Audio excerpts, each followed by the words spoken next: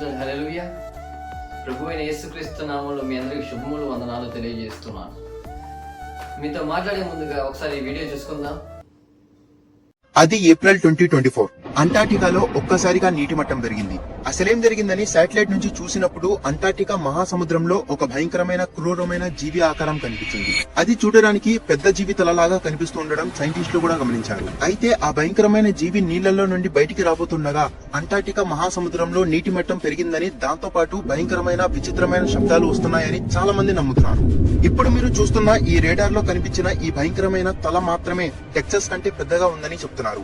అంటే ఆంధ్రప్రదేశ్, తెలంగాణ కంటే ఆ జీవి తల చాలా పెద్దది. మీరు రీసెంట్ గా చూసుకున్నట్లయితే సముద్రం నుండి చాలా జీవులు బయటకు వస్తున్న వీడియోస్ చాలా వైరల్ అవుతున్నాయి. లైక్ సముద్ర గర్భంలో ఉండే డోమ్స్డే ఫిష్, ఒరిస్సా బీచ్ లో కొన్ని వందల తాబేళ్లు రావడం, కేరళలో కొన్ని లక్షల చేపలు ఒడ్డుకు రావడం, ఆస్ట్రేలియాలో 150కి పైగా తిమింగలాలు ఒడ్డుకొచ్చి చనిపోవడం, అండ్ సముద్ర గర్భం నుంచి యాంగ్లర్ ఫిష్ కూడా బయటికి రావడం. యాక్చువల్ గా ఇవి డీప్ సీ ఫిషెస్, అంత ఈజీగా బయటికి రావు. అవి వేటిలో చూసి భయపడుతున్నాయి. ఇవన్నీ సముద్రం నుండి ఎందుకు బయటికి వస్తున్నాయి? ఈ ఇన్సిడెంట్స్ అన్నిటికీ సముద్ర గర్భంలో ఉండే ఈ జీవికి ఏమైనా కనెక్షన్ ఉందా? నాసాకి ఈ జీవి గురించి అంతా తెలిసి కూడా సైలెంట్ గా ఉందా? బైబిల్లో కూడా ఈ జీవి గురించి మెన్షన్ చేశారు. ప్రళయం వచ్చే ముందు ఈ జీవి నిద్రలేస్తుందని. ఇప్పుడు ఈ జీవి మేల్కుందా? ఈ జీవికి సంబంధించిన చాలా ఆధారాలు మన దగ్గర ఉన్నాయి. ఇవాల్టి వీడియోలో మనం ఈ జీవి కథేంటి, ఇప్పుడు జరిగే ఈ ఇన్సిడెంట్స్ అన్నిటికీ రీజన్ ఏంటి, 2025 లో నిజంగానే ప్రళయం రాబోతుందా, వీటన్నిటి గురించి వీడియో పోస్ట్ చేసిన వెంటనే మీ దాకా రావాలంటే సబ్స్క్రైబ్ చేసుకుని బెల్ ఐకాన్ ని ఆల్ లో పెట్టుకున్నారు కదా. ఇక టాపిక్ లోకి వెళ్ళిపోదామా? సముద్ర లోతుల్లో నిద్రిస్తున్న ఒక పెద్ద జీవి. దాని చుట్టూ తీవ్రమైన వేడి ఉండడం వల్ల, దాని నోటి నుండి అగ్ని రావడం వల్ల వేరే ఇతర చేపలు దాని దగ్గరికి కూడా వెళ్లలేవు. ఈ జీవి ప్రపంచానికి తెలియని లోతైన సముద్రంలో దాగి ఉంది. ఒక రోజు అది సముద్ర గర్భం నుండి బయటకు వస్తుంది. ఆ రోజున భూమి అంతటా భారీ భూకంపాలు, భారీ అలలు, సునామీ వస్తాయి. దాని పేరే లివియథాన్. దీని గురించి బైబిల్లోను, జీస్ మైథాలజీలోను మెన్షన్. అతను భారీ పామును సృష్టించాడు. అది మామూలు పాము కాదు. ఈ పాము సాధారణమైంది కాదు. దాని పులుసులు ఇనుము లాంటి బలంతో ఉంటాయి. దాని ఆకారం చాలా పెద్దగా ఉంటుంది. ఈ పాము డ్రాగన్ లాగా అగ్నిని వదులుతుంది. దాన్ని ఓడించగల సామర్థ్యం ఏ మనిషికి లేదు. అంతటి అసాధారణమైన శక్తులతో దేవుడు ఈ పాముని సృష్టించాడట. భూమిపై మంచి చెడులను బ్యాలెన్స్ చేయడానికి ఈ బలమైన పామును సృష్టించాడు. అలాంటి పాము ఒకటి కాదు, 2 సృష్టించబడ్డాయి. అయినప్పటికీ అవి పునరుత్పత్తి చేయడం ప్రారంభిస్తే ప్రపంచంలో మిగతా ఏ జీవులకి జీవం ఉండదని గ్రహించి మగజీవిని మాత్రమే దేవుడు ఈ భూమి మీద ఉంచాడు. తర్వాత ఈ పాము సముద్రంలోని లోతైన ప్రాంతాలకు వెళ్లిపోయింది. ఈ పాము పేరే లివియథాన్. ప్రపంచం అంతమయ్యే చివరిలో ఈ పాము సముద్రం నుండి బయటకు వస్తుంది. అది బయటకు వచ్చినప్పుడు దాని నోటి నుంచి అగ్ని జ్వాలలు వస్తుంటాయి. ఈ పాము అంతా రక్తంతో కప్పబడి ఉంటుంది. ఈ పాము గనక తోకను కదిలిస్తే భూమి మీద భూకంపాలు వస్తాయి. అంతేకాకుండా అది సముద్రం నుండి బయటకు వచ్చే సమయంలో ప్రపంచం ఒక భయంకరమైన కాలంలో ఉంటుంది. అది ఉద్భవించినప్పుడు భూమిలో ప్రళయం వస్తుందని జూయిస్ మైథాలజీలో ఉంది. ఈ లివియథాన్ పాము యొక్క భారీ పరిమాణం మరియు శక్తి వల్ల భూమి మీద భయంకరమైన విధ్వంసం సంభవిస్తుంది. ఈ భారీ పాము భూమిని కదిలిస్తే ప్రపంచమే భయంతో వణికిపోతుంది. దాని ఊపిరి భూమిపై పెద్ద అగ్ని పర్వతంలాగా పెళ్తుంది. అనేక ప్రాంతాల్లో భారీ సునామీలు ఏర్పడతాయి. ఈ పాము ఆకాశంలోకి ఎగిరి భూమిని తిరిగి చూస్తే దాని తల భూమి వైపుకు తిరిగినప్పుడు సూర్యుని కూడా కంపివేసేంత పెద్దగా ఉంటుందని చెప్తారు. ఈ లివేతాన్ని ఎదిరించడానికి ఎవరూ లేరనిపించొచ్చు, కానీ జ్యూస్ పురాణాల ప్రకారం మంచివారు మాత్రమే దేవుణ్ణి ఆరాధిస్తారు. అలా ఆరాధించినప్పుడు దేవుడు వారిని స్వర్గానికి తీసుకెళ్తాడు. చివరికి దేవుడు లివేతాన్ని ఎదిరించి దాన్ని నాశనం చేసి విజయాన్ని సాధిస్తాడు. ఆ తర్వాత భూమిపై మంచి వాళ్ళు మాత్రమే. ఇప్పుడు కాదండి, మన బైబిల్లో దేవుడు ఎప్పుడో మనకు చెప్పాడు కదా, నేను 2వ రాకడికి వస్తాను, మీరందరూ సిద్ధపడి ఉండండి, నా రాకడిని ఎదుర్కొన్నటకు మీరందరూ సిద్ధపడి ఉండండి. మన యేసుక్రీస్తు మన బైబిల్లో ఎప్పుడో చెప్పాడు కదా. ప్రజలు దేవుడు చెప్పిన మాటను పక్కన పెట్టి యూట్యూబ్లు చెప్పే మాటలు, న్యూస్లు చెప్పే మాటలు, లేకపోతే సైంటిస్టులు చెప్పే మాటలు వింటారు. కానీ దేవుడు మనకి ఎప్పుడో చెప్పాడు కదా ఆ మాట. దేవుడు 2వ రాకడికి నేను వస్తాను, నా రాకడిని ఎదుర్కొన్నటకు మీరందరూ సిద్ధంగా ఉండాలని ఎప్పుడో చెప్పాడు కదా.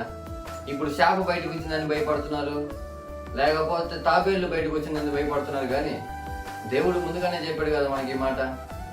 ప్రేమైన దేవుడు బిడ్డలారా, మనం అందరం పరలోకానికి వెళ్ళడానికి కోసం ఈ యొక్క భూమి మీద ఆయన శిష్యులుగా, ఆయన కుమారులుగా ఈ భూమి మీద ఆయన పరిచర్య చేయుటకు సిద్ధంగా ఉండాలి. మనం ఎప్పుడైతే దేవుడు మాట విని దేవుడికి లోబడి 2వ రాకడ వచ్చినప్పుడు మనం అందరం ఎత్తబడుటకు సిద్ధంగా ఉంటాం. ఈ తాబేళ్లు బయటకు వచ్చాయని, కేరళలో చేపలన్నీ బయటకు వచ్చి చచ్చిపోయాయని, తిమింగలాలన్నీ బయటకు వచ్చి చచ్చిపోయాయని చెప్పి న్యూస్లో చెప్పి భయపెడుతుంటే జనాలందరూ వణికిపోతున్నారు, జనాలందరూ భయపడిపోతున్నారు. మన న్యూస్లోనే చెప్తున్నారు కదా, మన బైబిల్లో ఇవన్నీ ముందుగానే రాస్తున్నారని. మన సైంటిస్టులే ఒప్పుకుంటున్నారు దేవుడు బైబిల్లో ముందుగానే రాయిపించాడని. మీరెందుకు ఇంకా దాన్ని గ్రహించి దేవుడి పట్ల భయం కలిగి భక్తి కలిగి జీవించట్లేదు. ఇప్పుడైనా క్రైస్తవుడా మేలుకో. మీరందరూ దేవుడిని ఎదుర్కొనుటకు సిద్ధంగా ఉన్నారా? ఈ రోజు నుంచి మన బతుకును మార్చుకుందామా? ప్రియమైన దేవుని బిడ్డలారా, నీ జీవితం నా జీవితం ఈ రోజు నుంచి మార్చుకుందామా? దేవుని ప్రేమను బట్టి మనం ఆయన్ని కన్నీటితో మోకాళ్ళని ప్రార్థించినప్పుడు దేవుడు ఆయనలో ఉన్న పరిశుద్ధత మనకు దయచేస్తాడు. మనలో ఉన్న పాపమంతా ఆయన కడుగవేసి మనలను పరిశుద్ధులుగా మారుస్తాడు. పెద్ద సర్పము మన నుంచి మింగేస్తుంది, మన నుంచి చంపేస్తుంది అని ఎంత భయపడుతున్నారే. దేవుడు ప్రకటన గ్రంథంలో చాలా చక్కగా చెప్పున్నాడు కదా, ఒక వింత జీవి సముద్రం చీల్చుకొని బయటకు వస్తుంది. అది దేవుడి బిడ్డలు ఎవరైతే దేవుడికి ఇష్టంగా ఉన్నారో, దేవుడి కుమారులు ఎవరైతే ఉన్నారో వాళ్ళందరినీ తన నిప్పుతో చంపేస్తుందని దేవుడు ప్రకటనలో చెప్పాడు కదా.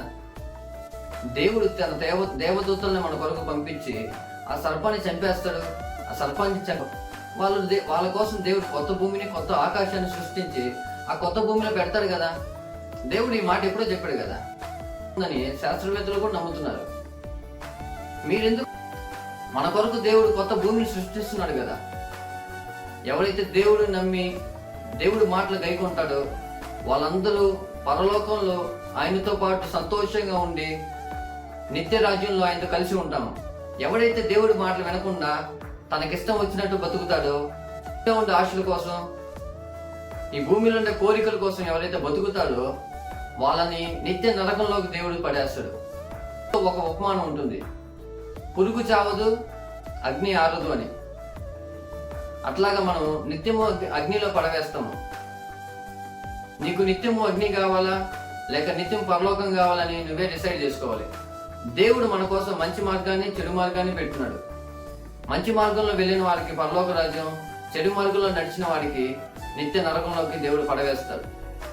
ఈ రోజు నువ్వు నీ మనసును కడిగివేసి, ఈ రోజు నువ్వు నీ పాపాలను కడిగివేసి ఆయన పరిశుద్ధతను పొందుకున్నప్పుడు దేవుడు యందు నిత్య పరలోకంలో నువ్వు నేను ఆయనతో పాటు సంతోషంగా ఉంటావు. ప్రియమైన దేవుని బిడ్డలారా, ఈ యొక్క చిన్న మాటలు మీరందరూ మీ మనస్సులో ఉంచుకొని చూపేట్ల మిమ్మల్ని అందరినీ కోరుకుంటున్నాను.